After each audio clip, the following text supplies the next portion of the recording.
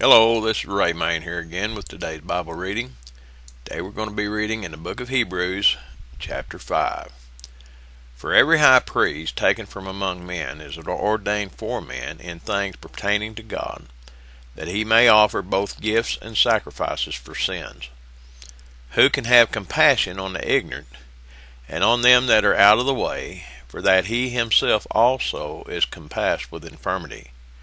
And by reason hereof he ought, as for the people, so also for himself, to offer for sins. And no man taketh this honor unto himself, but he that is called of God, as was Aaron. So also Christ glorified not himself to be made an high priest, but he that said unto him, Thou art my son, today have I begotten thee. He saith also in another place, Thou art a priest forever after the order of Melchizedek. Who in the days of his flesh, when he had offered up prayers and supplications, with strong crying and tears unto him that was able to save him from death, and was heard in that he feared, though he were a son, yet learned the obedience by the things which he suffered. And being made perfect, he became the author of eternal salvation unto all them that obey him, called of God, and high priest after the order of Melchizedek, of whom we have many things to say, and hard to be uttered, seeing ye are dull of hearing. For when for the time ye ought to be teachers, ye have need that one teach you again, which be the first principles of the oracles of God, and are become such as have need of milk, and not of strong meat. For every one that useth milk is unskillful in the word of righteousness, for he is a babe. But strong meat belongeth to them that are of full age, even those who by reason of use have their senses exercised to discern both good and evil. Now, I just read that the way most people read the Bible. They just run through it and run over it, and they don't take time to consider. Most of us are guilty of that, at least to some extent. Let me go back here and kind of touch on a couple of things. The second verse, who can have compassion on the ignorant and on them that are out of the way, that he himself also is compassed with infirmity. Most people would read that a preacher or a pastor or somebody's got to be crippled up, he got to be sick and all like that, but all that means is that he has to be realized. He has to realize that, he is no better, no worse than anybody else. He has to recognize in himself that, that he has a flesh that he has to overcome. He has a spirit that he has to overcome. And in realizing that, he can come near having compassion on others that are fighting the same battle.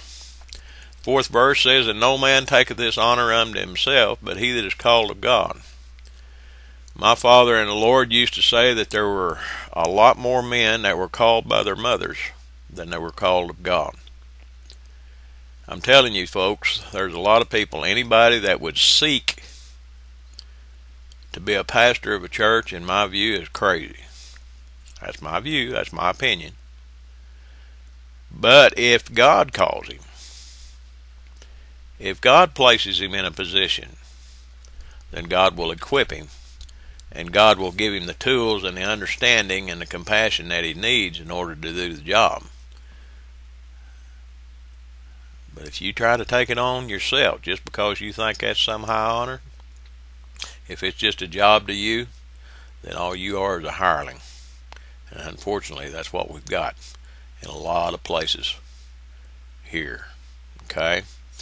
Down here, the 8th verse, it says, Though he were a son, yet learned he obedience by the things which he suffered, and being made perfect.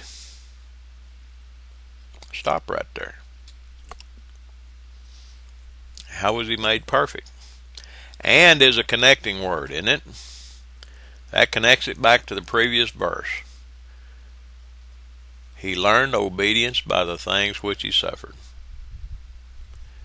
And being made perfect, or being made whole, he became the author of eternal salvation unto all them that obey him. What is your goal today? What's been placed on your heart? Are you willing to be made perfect? Well, there's some things in this life that you're going to have to suffer, I'll tell you that. It may not be physical suffering, but there'll be some heartache along the way, because I'm going to tell you something. a lot of your friends and family are going to look at you like you fell out of a well. They're going to look at you like you're crazy. But the rewards at the end of this thing is so much greater than all of that.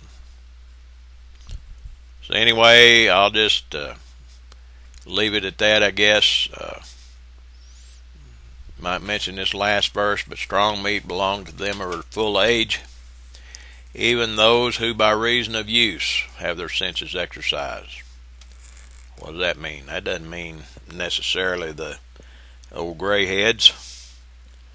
That's talking about somebody that has put their time in studying the Word of God, put their time in speaking to God, put their time in listening to God. And by reason of use, it's just like exercising at the gym to build your muscles up or to reduce your stomach.